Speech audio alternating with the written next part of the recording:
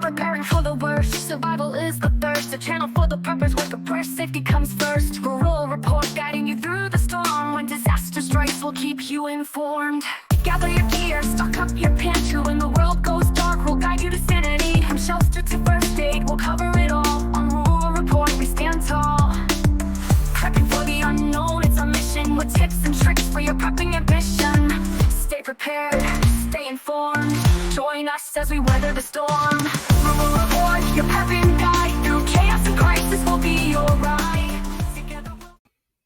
Hello again and welcome back everybody to another edition of the Rural Report. I am your Rural 2IC and this is another episode of the podcast, The Ugly Truth About SHTF. Now, this one I have a little bit of a surprise for you, a little treat if you will, because one of the things that I want to go through and kind of discuss that we live in a world of unfortunate chaos and confusion and doubt and uncertainty.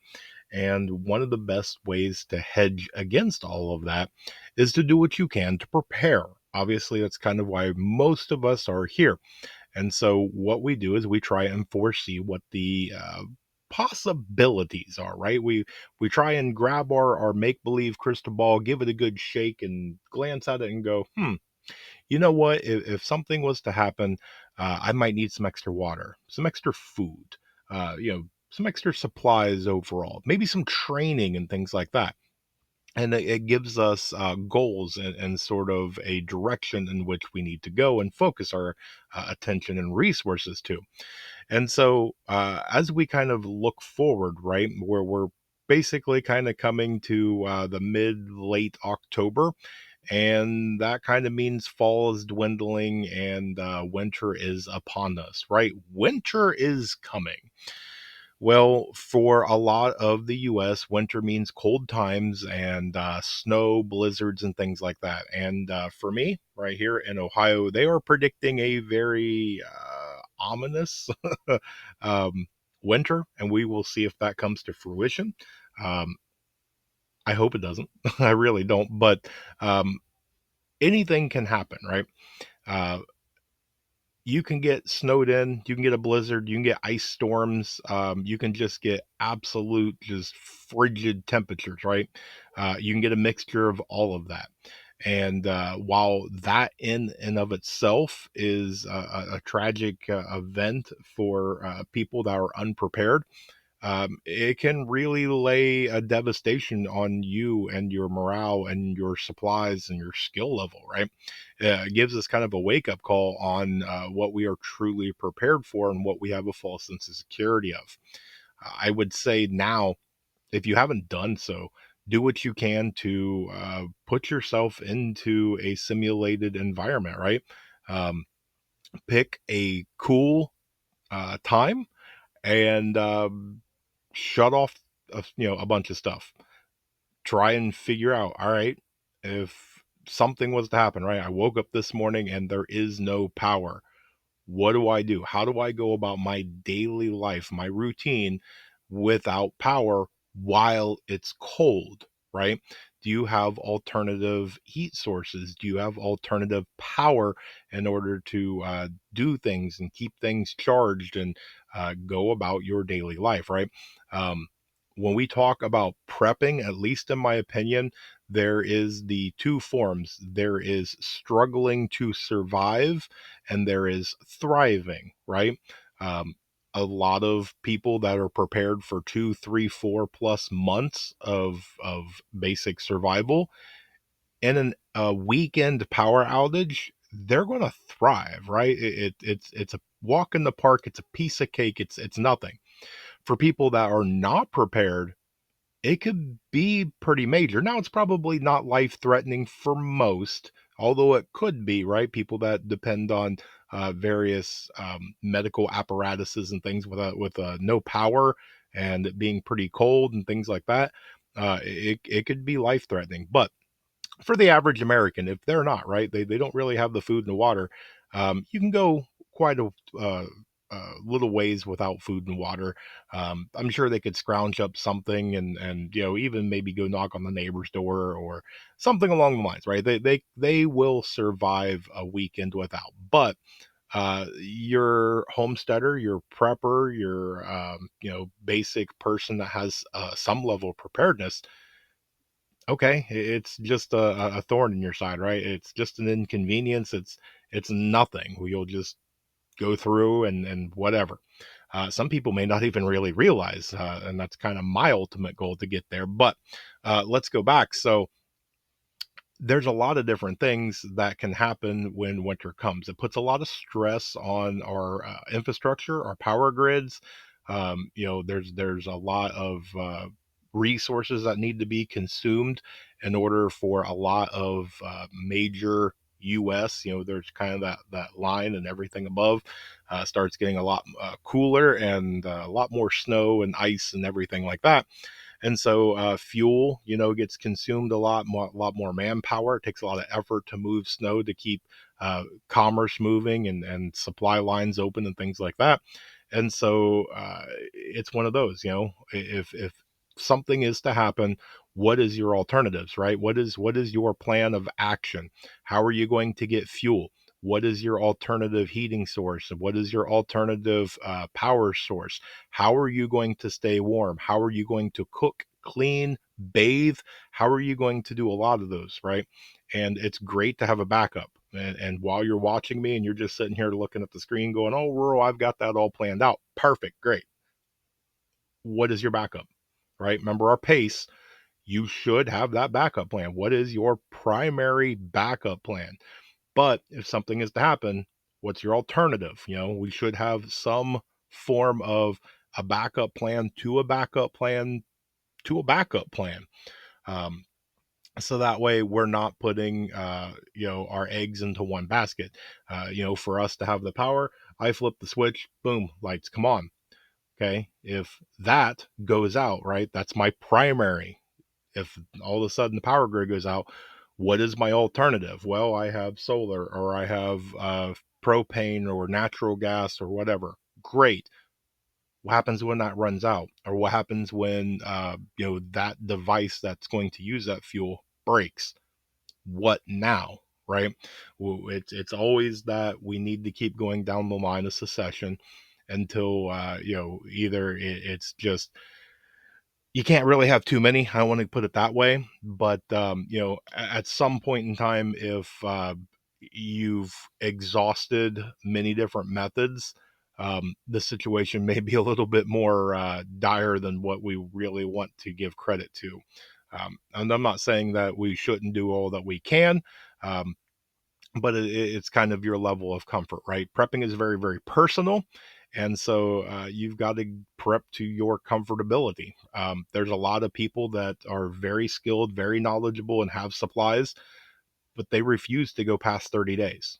The 30 days is their limit. And who's to say whether they're right or wrong, right? If they go their entire life and the worst that they get is a weekend power outage or, a week of bad times, they're over prepared. Okay. Now, yes, what happens if it is a 6 week? Okay. Well, they're going to go 2 weeks and really struggle and might have some hard times. What happens if it's 6 months? Well, they're really underprepared. We don't know. Okay. We're just trying to find that fine line. Uh, Getting that balance. Most of us are not millionaires and billionaires that can just throw money away at a blink of an eye. We've got to find that balance on uh, our resources, whether that's financial, right? We got to pay our bills and keep our way of life going. But we also have to utilize some of that for preparedness aspects. And so we've got to find that line. We want to be able to live our lives comfortably. We want to be able to have preps and things like that. But we're human. We also want to have entertainment and fun. Our funds get stretched in a lot of different areas, and we've got to be able to move the correct amount of pieces into each pile and to find that balance so that way everything is getting its due attention, right? So just throwing that out there. Now, let me backpedal just a second here. So my treat for you is I'm going to take you through a scenario, and we'll see how you like it. And actually, you know what? I'm not even going to give this a preface or anything. I'm just going to show you one of the things that I did, and you let me know what you think. All right, well, good morning, everybody. We're going to go ahead and do our demonstration like what I just said. It is currently 5:17 in the morning, and we're going to run the scenario that the power grid's gone, okay? SHTF happened, the power grid's gone.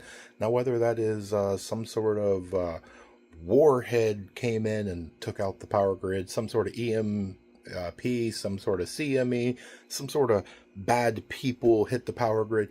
Maybe it's just economics, right? Whatever. You throw the scenario in, we're just going to run it.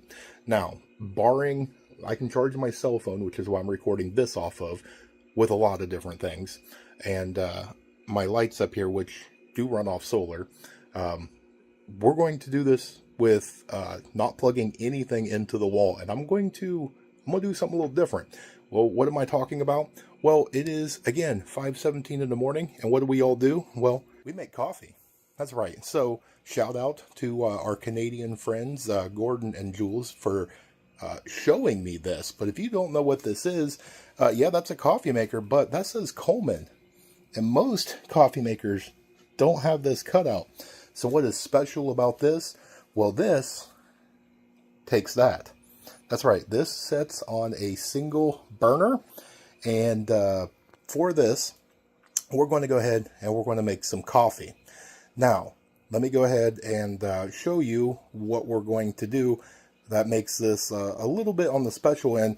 So we're going to do Carpenter's Blend, which if you can go down there and see that little symbol, that right there is our friend JS Genesis Designs. That's right, he's got Carpenter Blend coffee. And he also makes this very cool coffee clip that we're going to go ahead and take off, which, forgive me, because I'm trying to do all this one-handed. So we're going to spin this around, and we're going to open this up, maybe with one hand, because, of course, I've got to do everything very difficult. And, yeah, you know how all that works. So let's see if I can make a whole bunch of noise. And, you know what? We're going to spin you. I'm going to put you right here. Maybe this is what the angle I need to do. All right, there we go. So we're going to open this up just like this. Now, here's the problem, though, because most of the time when you do coffee, it's already ground up. But no, not that right there. That right there is absolutely, you know what, here, let me take you over here to the light. So this way you can actually see, oh, look at how beautiful. It smells good already, too. All right, so let me put you guys down right here. And you're going, well, Rural, well, how are we going to make coffee then? Well, we're going to dump it in here. So we're going to take, and we're going to dump it in. And we're going to get a couple of spoonfuls here. And we are going to blend up our coffee. Which, by the way, if you didn't see, that is cut out specifically for this entire purpose. So, after we go through, and we get a handful of spoons in there, just like that. We're going to set this off to the side. We're going to take this and we're going to put it right here with that. And then you're going, well, Rural, how on earth? You said that we're not using power. Yeah, we're not plugging into the wall. We're going to plug right into this. So this is my off-grid power. So we're going to plug it right into the Opus. We're going to hit the little on button. There we go. Well, it was trying to come on. I'm not hitting the button. There we go. It was moving backwards. So I'm at 88%.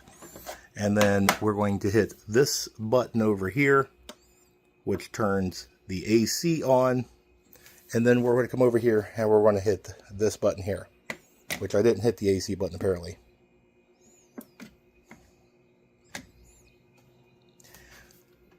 Let me see if I can get the AC button to come on.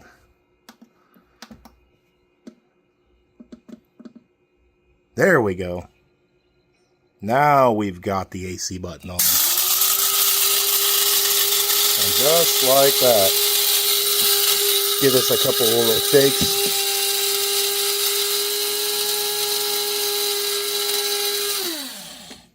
And just like that, I'm still at 88%. And boom, we've ground up coffee. So let me put you down right there. And what we're going to do is we've got our coffee filter, in which, let me pick you. You open this up just like you would with a coffee. You would take this right here and shove this down into there, just like that. Then we're going to take our coffee right over here. I do this a little on the weird side. I get made fun of a lot because the way I do this. Okay. Well, it looks like I'm going to have to stick you guys back down again. That thought. We're going to put you back down right here. So, it's okay. I'm putting my finger in here because it is unplugged. There is no power going to this. And we're going to make sure that I get all of my coffee, which I washed this just before making the video. I don't think I got it fully dry, so some of the coffee wanted to stick in there. All right, there we go. So let me spin you. There we go. Beautiful ground up coffee. Absolutely gorgeous. All right, so we're going to take and we're going to dump some coffee in here. Just like so. Just like what you would do if the power grid was still up. Boom, just like that. All right, so there is our coffee. So we close this up just like this. I'm going to go ahead and I'm going to get this fired up. Just like that right there. So that is on. And this right here is where you take and you put your water. Well, guess what? The sink's not working because the power grid's down.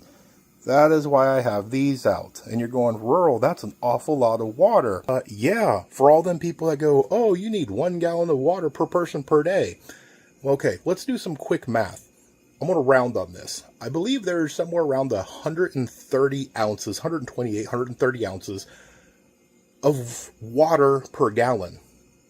For a 10 cup, you need 80 ounces of water. Guess how much that is? That is 5.5 of these. 5.5. You believe that? There's a lot of people that's going to sit here and maybe be a little bit mind blown because they're like, oh, I've got a case of water. I'm good. And I'm sitting here going, no. It takes an awful lot of water to do the little tiny things. And set you guys back down right here. Okay, so I can pour this in here. So all I'm doing is I'm just pouring the bottles of water in here. And it takes an awful lot of water in order to do this.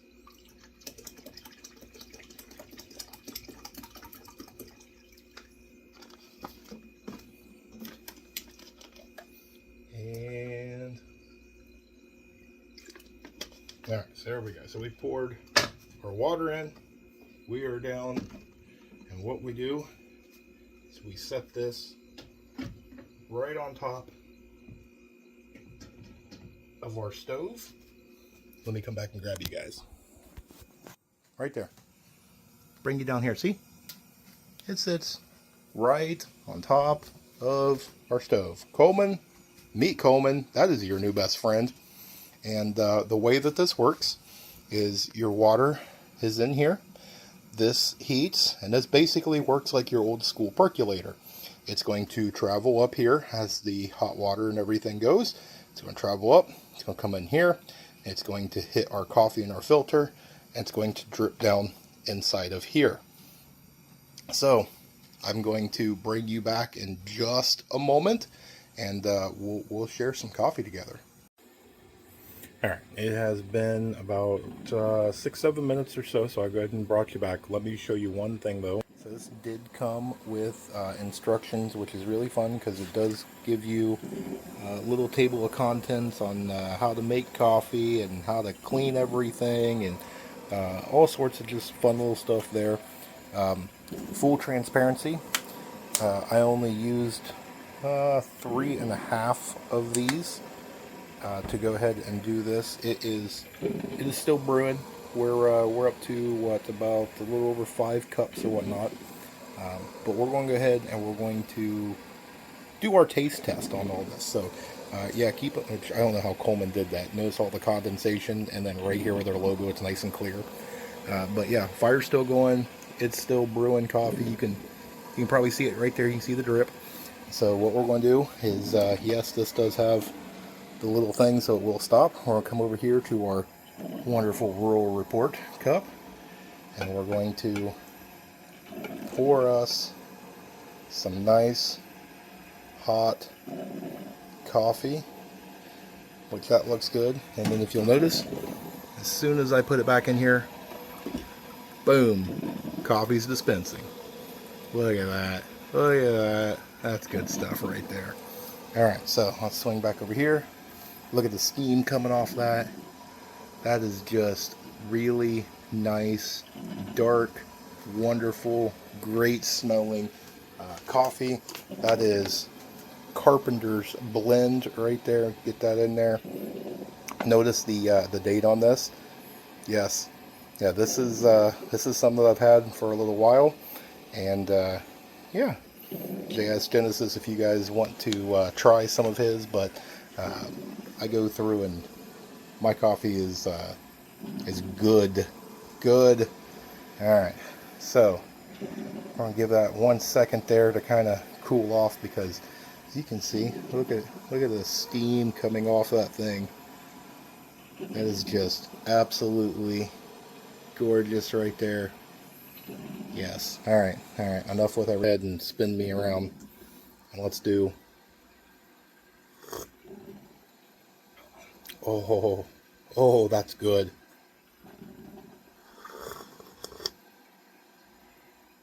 Oh, yeah, good coffee. All right, so let's recap real quick. So we did use our Opus right there to power our coffee grinder. We used bottled water and our Coleman single burner campfire stove with our 10 cup Coleman coffee maker. And as you can see, we stopped and got our coffee at about 5.5, and in that little bit of time, it's already replaced it, and we're up to 6. So you go. All right, now I'm going to go ahead and stop this one because I'm going to drink my coffee, and then you guys watch the rest of this video. All right, so there you have it. That was me earlier this morning. I'm kind of editing this video because I made some of that this morning on my phone, and now that I've had my nice few cups of coffee, I can sit in the studio and finish this video. So what do you think, right? Is that a viable option for somebody? I mean, I would say in my case, yes, right? I go camping, I do various things. And so for me to have a single burner Coleman stove uh, is very practical for me. Now, in the form of a power outage, I have a way to heat. I have a heating source. So I can boil water, I can cook food, I can sterilize and do various things. In a worst case scenario, I can go into a very small room of the house, do what I can, turn that on, and it will heat, right? It will give me something. So, to have something along those lines. Now, I have to keep in mind that those take a certain type of fuel, and it's finite, right? I don't want to have a skid of those, but I do have quite a few of them, the little cans of fuel that it takes. And so you have to, try and figure out if you have some sort of like the little camp stove, like a wood stove, the little folding ones and things like that, that takes a variety of different fuel sources. But then again, where are you going to set it up? Is it going to do everything that you want and things like that? You're going to have to weigh it out, right? It's not a one size fits all. It's not you have to buy this product or else. No, you have to figure out what your needs is and go look at the options that are out there and figure out what is best going to work for you. Now, as you saw, I pulled out my Opus. Okay, that is what I take camping and various other things with it. I love my Opus. It's one of the small ones. It's lightweight.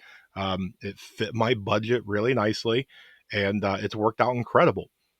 What did I do? I plugged my grinder into it so I could grind up my coffee. What could I have easily done? I could have took my coffee pot and plugged it in there and skipped all of that. But here's the thing. Now I have two ways to make coffee, you know? I mean, most of you, if you was at Bug Out Weekend, you saw that I had the old school percolator. I have three ways to make coffee. I've got instant coffee that all I need is to boil water and pour it in there, and I have four ways, right? I can come up with many different ways to make coffee, and as you probably can tell, coffee is very important. So it's one of those that I am opening things up and I'm trying to make things multi-rolled, right? As I said with the Coleman stove, I can do a lot of things with it. Now with the Opus, I can do a lot of things with it. With the coffee pot, I can do a lot of things. I don't have to make coffee, right? Yes, that's what its intended purpose is, but I can go through and I can make tea. I can make hot water with it, right? I can have a decent way of measuring hot water. I tell you, one of the things that I plan on using at is if you go and you look at some of your like MREs or various cooking things that you're going to take camping, and it says, hey, add 2 cups of hot water. Guess what I get to do, right? I can measure out 2 cups of hot water very easily. So it's one of those things for me that I went through and I was looking at the different holes that I have, and I was like, how can I go through and I can plug those holes? What can I do to make it to where things are better equipped? Now, for me, if I would have put my regular coffee pot next to that coffee pot, the camp coffee pot is enormous compared to it, right? The ones that you get from Walmart, they're kind of the small uh, $20, $25 just regular coffee pots. They're compact for a reason. This is quite big. It's large. It's bulky. It is what it is, but it does the task in which I set out, and so for me, it makes a good investment. So you have to figure out, for you. Maybe you don't like hot tea. Maybe you don't like coffee. Maybe you have a really good way of boiling water. Maybe that's a really bad item for you. Great, right? As long as you got your stuff covered, I don't care what you get. I just want you to be covered. I want to show you options. I want to demonstrate. I want to show you a few of the things that I have to get your old noodle working. And you go, you know what? That's not a bad idea. Maybe I should invest in one of those. Maybe it's something that a friend of yours or somebody in your mag or your group is looking for something along the lines of that, right? And for me, I have been camping and doing things pretty much my entire life, and I have never heard or seen of this camp coffee pot until our friends from the north, all the way in Canada, come down and was using it, and I was highly impressed. It's great that we can network, right? It took somebody from an entire another country, from 1,000 miles away, to show me something new that I have never seen that is very useful for all the people that's going. I can't find anybody in my area. I know, right? It takes time. This isn't one of those games where it's like an Easter egg hunt where you just run out and just willy nilly grab eggs. You have to do a due process. Just because you find somebody that uh, is into preparedness doesn't mean they're going to fit your group or your needs.